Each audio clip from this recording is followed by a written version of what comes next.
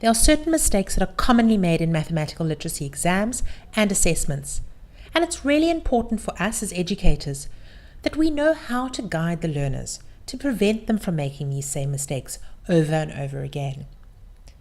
Now, the first common mistake that many learners make is not demonstrating a level of understanding. Where the learners often struggle is they often don't read the question properly. They often don't identify what sort of answer is required, and often they're not familiar with the vital terminology, or they're not able to interpret keywords such as of or from. Their low literacy level often hinders them in understanding the actual question. Let's have a look at an example. Now, this example was a sub-question under a table of data. Mr. August flew from Cape Town to Johannesburg along with 37 other passengers. What they struggle to understand in this question, and they get put off by the 37 other passengers, they fail to understand that there were more than 37 passengers. In the next example, the learners struggled with the wording of the question. They chose a dog with a litter of 7 females as their answer, rather than the correct answer, which was the dog that had a litter that had 7 more female dogs than male dogs.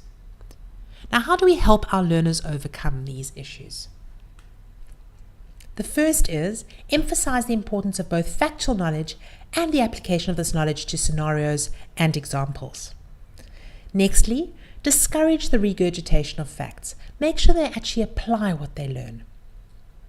We need to expose our learners to a variety of different questions and coach them on the approach to the different questions.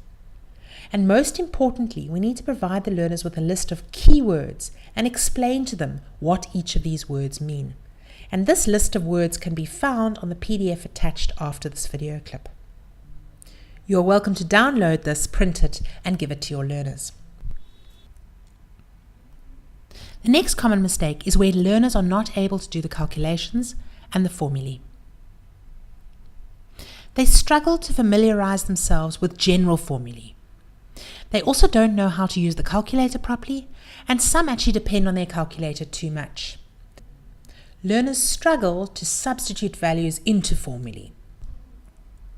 This example shows where learners were required to substitute values, and many of them substituted incorrectly.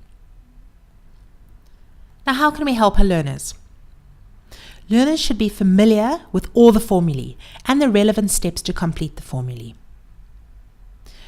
We need to provide the learners with a list of these formulae so they can learn it before the exam and assessments.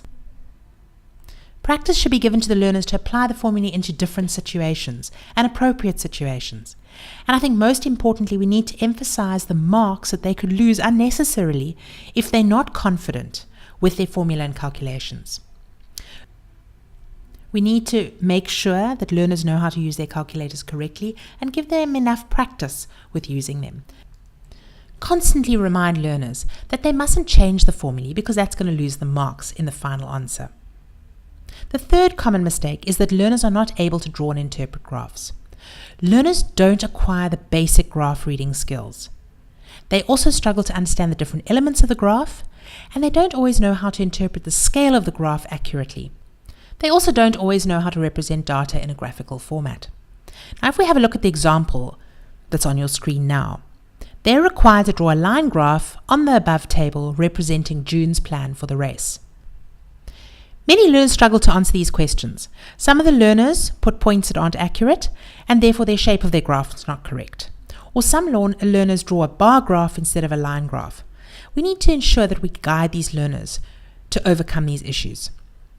How do we do this? We can try and include more real-life examples of graphs, especially from newspapers and media. So while we're teaching, we're showing them all the time, and they're getting used to what graphs look like. Make sure we consolidate the different types of graphs. Make sure they understand how they look and that they've got different purposes.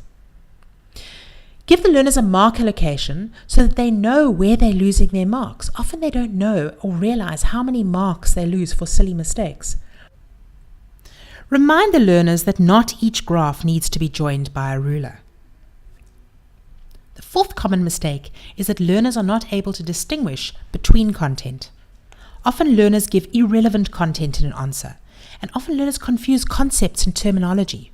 Have a look at this example.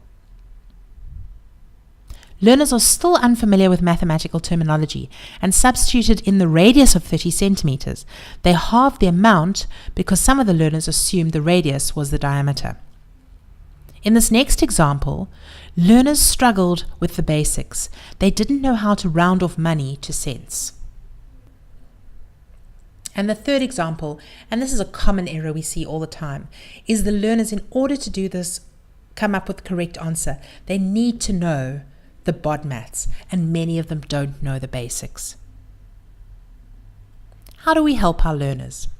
We need to emphasize the importance of understanding the formulae and not just learning them off by heart.